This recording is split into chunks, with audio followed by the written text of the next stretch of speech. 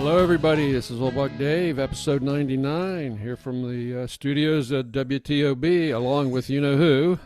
Yeah, Old Buck Dale. Old Buck Dale. Welcome to Old Buck Dale. Yeah. So what's new in the world? That's a loaded question. Well, that's kind of an opening question, since we're not sitting side by side today. But I did have some questions for you. We communicate, obviously, little bits in here, emails or something, just passingly. I think so. Yeah, we do that all the time. But one of the things you mentioned was you said you was working on another bicycle. For all our bicycle fans out there, if you followed us along for these, episodes, you know that Dave's a serious biker, and I have a bike with a basket on it, but he's on a quest for a special kind of bike, and I didn't quite understand it. So okay. So you said you was a specific kind of bike that you wanted, that had the features you wanted. Yes. For comfort. What does that mean in a bike? Well, what does comfort mean in a bicycle terminology? It means my arthritis won't be beat up as much, that sort of thing. I actually got it the day after our last podcast recording, okay? Mm-hmm. So it's still pretty fresh. It's got a couple rides on it this week. I ordered this bike beginning of November, all right, at a shop down near you, and they gave me a long delivery date, and then it was going to be March, and then it was going to be April, and then it was going to be June. Let's be clear, this was a specialty shop that dealt with stuff like that. Yeah, that could get the bike. There was a place to ship it, etc. Yeah, they were a dealer. I mean, I'll tell you, the bike is a Giant. It's called a Giant Revolt. I think it's called the Pro Zero. I got the ones with all the bells and whistles. It's the electronic shifting. It's the it's full carbon. It's so it's really light. It's really light. It has some electrical things. You have a battery on it or something? It has a battery, yeah. It has a battery. I mean, a small source of battery, not an electric bike. It's just it's not an electric bike. It's it's electronic shifting. So the shifting, you just touch a button instead of making a mechanical actuation. Yeah. Like a 9-volt battery or something, or a couple of. It's in there. I think mine's in the seat post. I haven't pulled the seat post out to check and see if it's there, but it seems to be shifting. So. Yeah.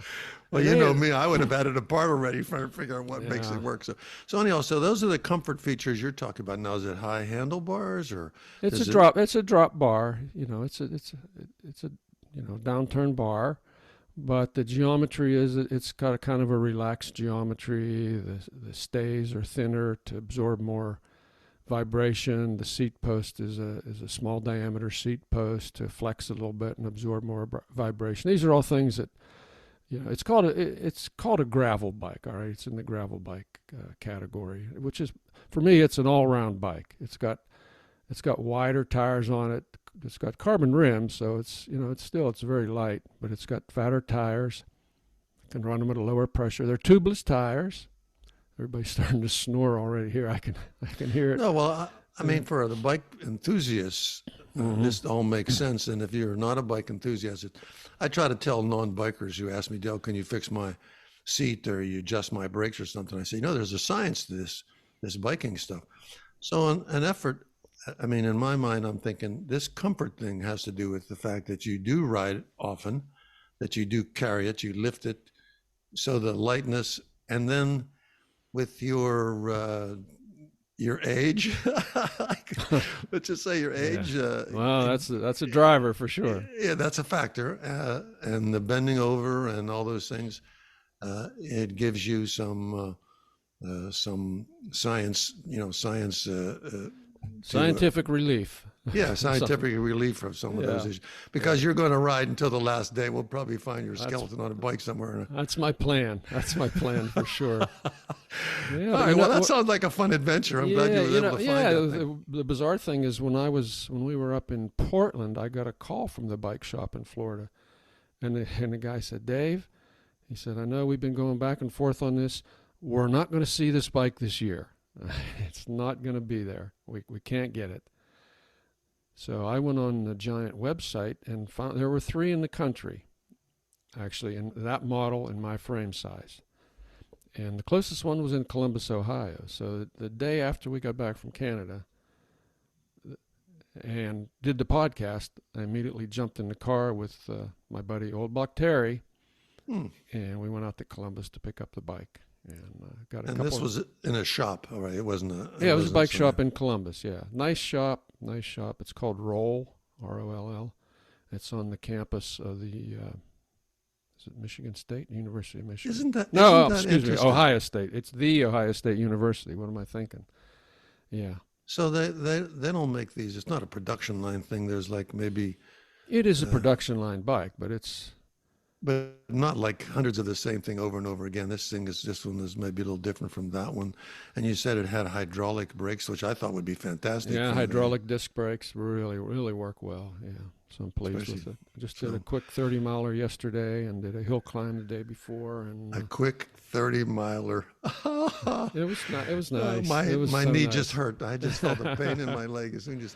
Hey, well, congratulations on that. I know you enjoyed the adventure of trying to track something let down. There's something like a good challenge for you to find something bike related to do. So I'm glad you enjoyed that and did that. So, hey, and on another note of a little thing you sent me, you said you actually saw in person a lanternfly. I did. I saw my first actual lanternfly. This was yesterday at the end of the bike ride, and I put the bike back in the car, and as I'm backing out, a lanternfly alighted on my windshield. And it's a big bug. It's a big bug. And it opened its wings and spread its wings. It's really beautiful, but it's really bad. As you first reported here, you and the Smithsonian were ahead of all the other news outlets, and it is now in this area. And they're so it is. I mean, if you picked up any of our old episodes, but basically it's an invasive species, and it's very, very hard on plants, and it's messy and so on and so forth. So. Did you get a chance to squash it like the requirements if you could? Well, I was going to pull over and squash it, but I couldn't. There was no place for me to pull over initially, and I thought, well, we'll see what happens. So you know what I did. You just went faster? I went faster. Okay, so this one got away. This one got away. Yeah. This one, lanternfly, lived to fight another day. I should have. So that's interesting. I don't know if our listeners have ever tried this, but when things land on my windscreen, like I've had frogs, geckos, all kind of love bug kind of things, and creatures, even spiders, that are on the outside of the window, and I accept that as a challenge. Yeah, you know what I mean. Don't I you? know exactly what you mean. It's like how do their feet? How are they constructed? How long can this guy hold on? Yeah, what's on glass that you can hold on to? Mm-hmm. So I'm going like sometimes I say, 40 mile an hour. He's still on the windscreen, Still there. So then I usually can knock them off maybe at somewhere 47, but if it gets up to 50, I mean, that's an amazing. You get a ticket, yeah. Well, I mean, yeah. You're in front of your house here. Because they land on your windscreen in the 35 mile an hour zone and you want to blow them off. You so got to do it. 60 and the 30. You got to do it. That's what guys do, man. Everybody's tried that. So all your listeners out there, if you're rolling your eyes, we know you did it too. You had to blow that thing off your windscreen. So. Yeah. Hey, any other hot topics on your end up there? I had a couple things I was going to mention to you. Well, I think the big news, you called me with the big news. You told me about, the Queen. Yeah. What's your thoughts on that? Any thoughts on that? There's been constantly nonstop about her life and everything. So I find it interesting. I like the girl. I mean, I thought it was pretty cool. She's had an interesting life. Honestly, I'm in a minority here, I guess. I'm not a big fan of the whole monarchy thing. I'm an American. I'm the rebels.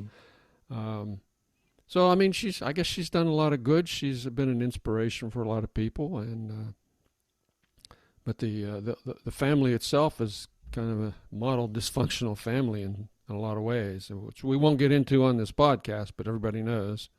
Well, But okay. I wish the family the best, and long live the Queen. Well, What do you think? You're more of a fan than I am. Tell me from your viewpoint. Yeah, I kind of liked the old girl for her. She was able to sort of keep things together, keep her cool, if you know what I mean, under all the circumstances that was going on with all the tabloids and everything. But the monarchy thing, that's an interesting concept, and I often wonder what kind of money is required to keep that operating. And then I'm doing this in my head, saying, well, look what it takes to keep that operating. And I'm thinking, well, we probably spend maybe 2/3 of that just on security for our own, our own political. Well, yeah, I don't know what the number is, but I know that's been one of the it's a huge one of the money. concerns. It's a huge drain on the public coffers. Yeah. And I also lived in a place where there was a king, and different kind of king, right? a different kind of king. And I wondered how does that work? Well, there's a pyramid, and the king is on top, obviously. But if you can get on the pyramid, if you're somewhere on the pyramid and you're happy with your rung on that ladder, you tend to support the system that makes life easy for you. So it stays intact, and it never ends because there's usually plenty of offspring or something around to inherit that. But anyhow, I mean, let's face it. Though. I mean, it's ceremonial, so they're not doing bad things to people. They're not paying off their cronies and that sort of thing. Right. At least I don't think so. So I thought she was a good girl. I'll give passing. That. Yeah, but I too wonder about the if they could scale that way back. Maybe just have one castle. Yeah. It's interesting when we were in Ottawa, we stopped in at this fancy hotel. We didn't stay, the Fairmont Chateau Laurier, and we were walking through the hallways, and the hallways were lined with these old photographs, and one of the photographs was her as Princess Elizabeth with Prince Philip in 1952 visiting Ottawa. So I thought that was pretty interesting. The picture next to it was the railroad magnate who went down in the Titanic. So, and then they had a picture. It was kind of interesting. And also interesting is a month ago they had a famous photograph stolen from that hotel, from the walls of that hotel. It was the famous shot of Winston Churchill looking very grumpy, standing in front of a big old chair. And about a month, and it's worldwide, it's world famous. And a month ago, one of the employees noticed, well, there's something wrong. The picture frame looks different, and somebody had swapped it out. So the original that print has been stolen. And actually the photographer lived in that hotel for a good part of his life. Interestingly. Well, as a result, I think it was signed. It was autographed too, wasn't it? I guess, yeah, it probably was. I'm not sure. That'll have to stay in obscurity forever. Obviously, it was stolen. Yeah. But the the monarchy itself and all the stuff they do there. I mean, I'm sorry for them because the British people they like the Queen, and I'm sorry that she's passed. And she's lived a long, great life. I'm with you on that, really. So I'm not going to be a mean old guy. Anyhow, let's jump to something more homegrown here, and that is. Have you been following any of the tennis? I've been following a little bit of the tennis. Yeah, we had some big upsets here. Nadal was beaten by a young American guy, and I can't remember his name. Did you watch any of those matches? I did not. No, I did not. I've been watching any TV. I wanted to watch him play, and tennis. I'm given more. That's a tougher sport than I think. I mean, I'm looking at the energy required for 3 hours of that, and so I it elevated in my my own thinking. Like, hey, I'm a football fan or something. I said, this is a real sport. These guys are real athletes. So I'm watching Nadal play, and I want to see how well he is because he's an older man now. He's in his late 30s or something. And then I also watched Serena play, and at 40, You're old. She's You're old for man, tennis. yeah. I mean, I don't care what your skill level is. I think Youth. she'll go down as the best tennis player ever. Well, that's true. She's been pretty spectacular. That is true. But you could see that the younger folks with the energy and everything they could run them ragged back and forth the way they play. So I've been following that, and actually, now here's my logic: the tennis does not have the same commercial breaks as other TV programs. If you're in the middle of a tennis match, you can watch tennis. You can't have a TV timeout like in football, you mean? Right. So you can jump back and forth. So what I've been doing is I pick another channel that I want to watch, and every time that goes to commercial, I switch back to tennis.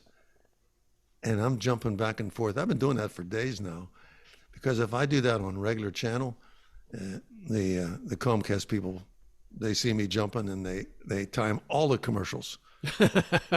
I kid you not. We'll get him. We'll chase him. They change all the commercials. You try to switch from news channel to news channel during news time, you get the same commercial. It's all timed. But they don't do that with tennis. So I'd watch a little tennis, and then I watch back my other program, and I jump back and forth. And so anyhow, you've been watching a little bit. I've been watching a little bit. And all the tennis fans, it's been a great sport. I'm sure they enjoyed it. But my other program, which I was going to ask you about, did you ever see that BattleBot on Discovery Channel? It's called BattleBots. I can't say that I have. No. Tell me about it. Well, tons of commercials on there, so that's why I was watching tennis. But these are the people these very elaborate robots or remote control devices that are on wheels and so on and so forth that have weapons on them, like circular blades and all this other stuff, and they do different things. And they actually smash each other up to win. And that fascinates me because I'm kind of mechanically, I'm always taking things apart, just like watches. So, I mean, that really fascinates me. And I'm thinking, if me and my brother Dave were younger, if we somehow would, that stuff was available, I very possibly would have been interested in doing that. I mean, the machining that goes involved in it. Okay. So how big are these robots? They're 250 pounds, I think, is a maximum you're allowed to. Bigger than us. Yeah, sure. And they have these circular wheels or something that'll catch it on the machine and actually flip it up in the air. I mean, they really rip each other apart. But it was on the Golden Bolt was up for grabs, and some of these things are throwing like a 30-pound blade. I mean, that's a lot of. Yeah. So this blade is spinning, and the irony of there is once the blade's spinning on something that doesn't have a platform to support it, it just spins itself. It gets out of balance and tears its own machine apart. So if you ever go back and see something like that on your channel selection, BattleBots. It was something I thought would be interesting to do. It looks like it's an expensive hobby. I think it would cost probably thousands of dollars to build something like that, but only to have it tore up. So, well, here's what I have to say about that. Go ahead. In 15 minutes, you have brought up my bicycle, Lanternfly, the Queen, tennis, and BattleBots. All right. Totally unrelated subjects. Well, yeah, I'm related. This reminds me. I wrote this quote down the other day. This was from old Buck Terry. We were talking about the episodes and this and that, and this is a direct quote from him on you, Dale. He said, "Dale's mind is a Rolodex of ideas, and he's just flipping through the cards." You just proved that theory. Oh, man. Well, I've admitted that I do have a problem with that, and I don't know if it's a problem. But I've been very happy that you sit with me over coffee and listen to all this stuff. So anyhow, our old Buck listeners probably realize it too, that I do have a mental problem, and I should be under care of it. You should be under the care of a professional. Under care of a professional. So don't do these things at home. Oh, man. So I know I still got more stuff I could bring up. My mind is always racing. I know it's very fertile. Bring it up, baby. So anyhow, I was going to mention those things to you, and also, have you been reading any books lately? I don't know if I told you. I just read Lady Chatterley's Lover. You're going retro on me again, huh? I am going. Did I mention that before? If I mentioned it before, I apologize. But yeah, I saw a magazine article or an online article and said, here's 5 or 6 old classics that nobody reads anymore. And that was one of them. I thought, okay, I'll read it. It was interesting writing. It was very, you could feel it was a different time period. I wouldn't give it a 5-star. No comment. I think I read that. It was considered very controversial in its day. I think I read it was many years ago. It was banned I don't even remember time. the story now. Yeah, I thought most of the characters in it were kind of downers. There wasn't much bright hope for tomorrow coming from most of those people. So I found it kind of a downer. I'm in the middle now of another book called Sand by Hugh, Howey, and it's okay. He's the guy. He wrote Silo. It was a dystopian novel where people are surviving in various underground silos in the future. This one is also dystopian, and it's so many hundred years in the future, whatever. And we've pretty much run out of water and everything, and sand dunes are enveloping the planet. And it's okay. It's a lot along my prediction. It's an interesting, too, so. yeah. I thought, hell, Dale could have written this. Well, yeah. I was going to. What about you? What are you reading? Actually, I happened to run across some more episodes in the Lois McMaster Bujold, Bujold. I think you mentioned him before, right? I did. I was going to give you this book, and then I said, I realized it was the third in a series. So I managed to read the first 2. Then it turns out there's about 9 of them, and then I picked up another one, and it's the interesting thing to me is the hero is somewhat disabled. He has very brittle bones and has always problems. But this lady manages to write situations that I don't know how. I mean, I couldn't think my way out of it. I mean, he puts his character in these situations thinking, how are they going to get out of this one? And so it's just one situation after another in this continuing battle. Like, he goes someplace and he needs gas and there's no gas, and how does he get the gas? And so I've been playing around with a little science fiction lately. It's kind of relaxing, and okay. I'm reading to help fall asleep. Yeah. Hey, I know something that we've both read recently. What? We got a terrific essay from Vintage Vixen #1.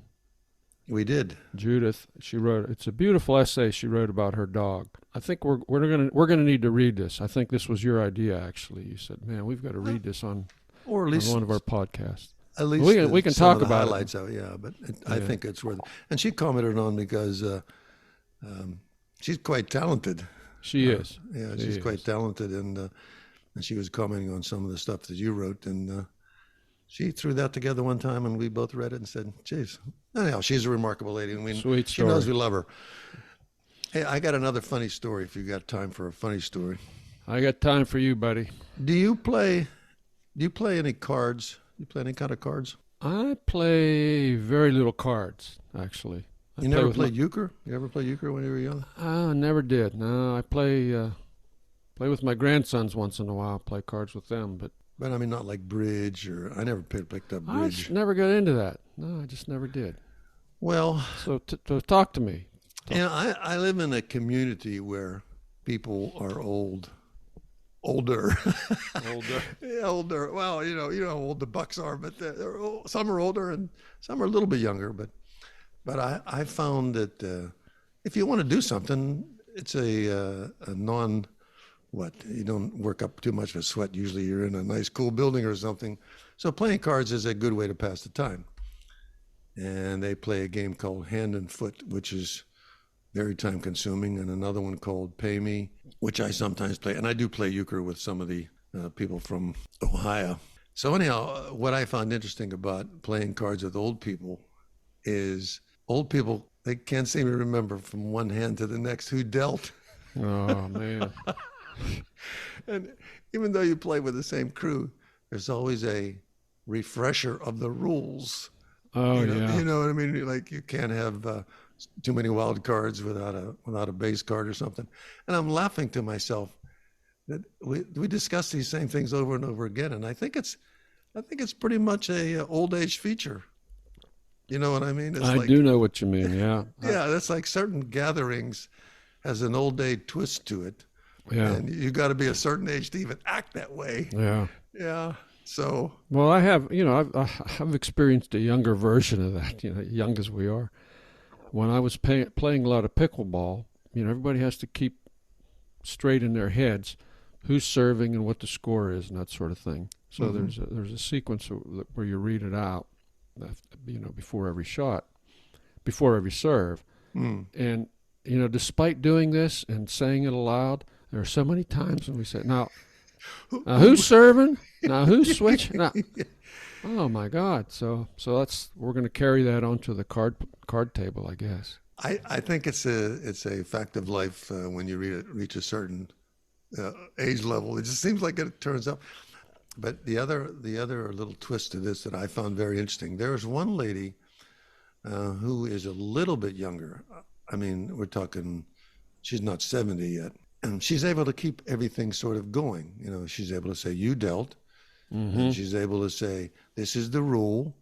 I can Google it for you if you need to. And then she can say, yes, you've only dealt 9 cards.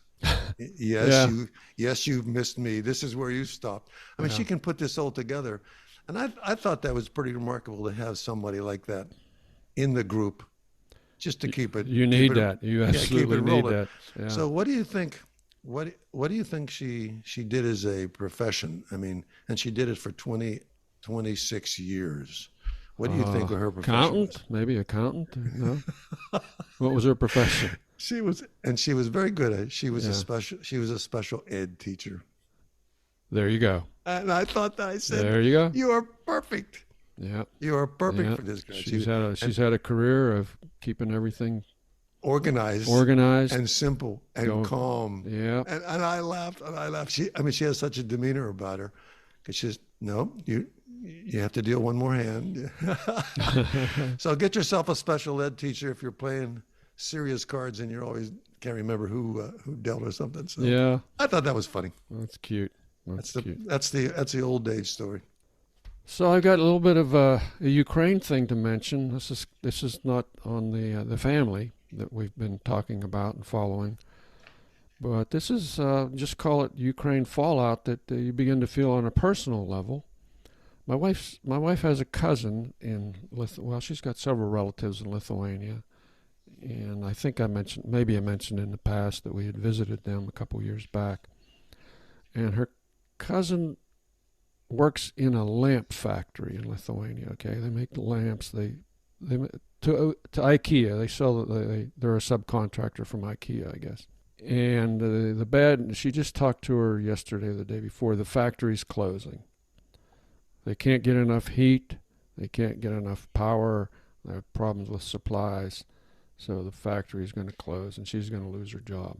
It's just, it's one of those secondary, tertiary effects that you don't think about. So she's living alone. She's in a sixth floor walk-up apartment. She's going to have a tough winter. I just assumed that everybody over there was ducking, that they can, maybe planting a few things to eat. I think that situation is absolutely horrendous. And winter for everybody on Europe is going to be horrific. I just don't know what to tell you about that. But every time I see this, you see maybe cars are moving or something's moving. It's got to be terrible. Where you're blowing all those apartments up. Where's all these people living? How are they going to cope with it? Yeah. Well, all the best to her. Yeah, and again, that's her the impact on her is minor compared to all the Ukrainians and that sort of thing. But it's a picture of the kind of the domino effect that this is having on the world. Well, so best to Urate, cousin Urate. She's a sweetie. She's a real sweetie. Very talented girl too. Knits her own clothes. I think I'm not unsympathetic or I'm not unfeeling about these things. I really do feel bad for those folks and the situation that this planet has put itself in. I just don't know what to do. Sometimes you just kind of try to put it out of your mind or something like that. Especially, I was trying to think about temperatures and things. Yeah. Who would ever think there would be temperatures over 100 degrees in California? That was supposed to be tropics as far as I was concerned. So Yeah.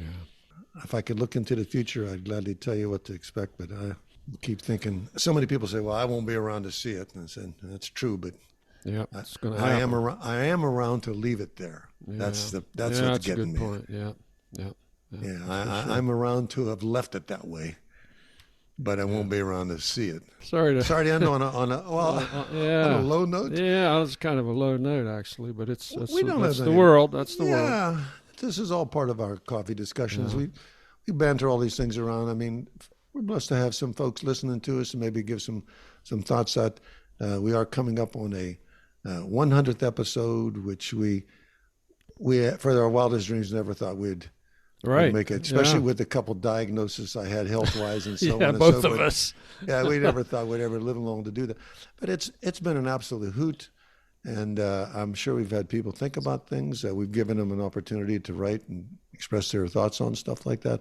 So we'll think about the 100th and maybe beyond. Who knows? My Rolodex mind. Your Rolodex. It's a fat Rolodex. I know Maybe that. you can rein me in. Well, anyhow, we trust editing to never let anything else that's too bizarre. But my mind does work that way. I mean, I am just constantly thinking about stuff like that all the time. And then I move on to something else. So who knows? Who knows what I'd have been diagnosed with if I'd have been properly, if I'd have been taken to the right psychiatrist when I was 10. Jeez. Oh, well, I think that's, you've said it all there. We got big number 100 coming up, and we're looking forward to figuring out what in the world we're going to do special about it. We've had a couple suggestions, but they're more aggressive than we're willing to put time in to do, I guess is one way to say it. So I think at this point, I'll just say thanks again, everybody. See you next week hear from you next week, or you'll hear us, episode 100. Yeah, we'll be back for the 100th, no doubt about it. And all you folks out there, thanks again for listening.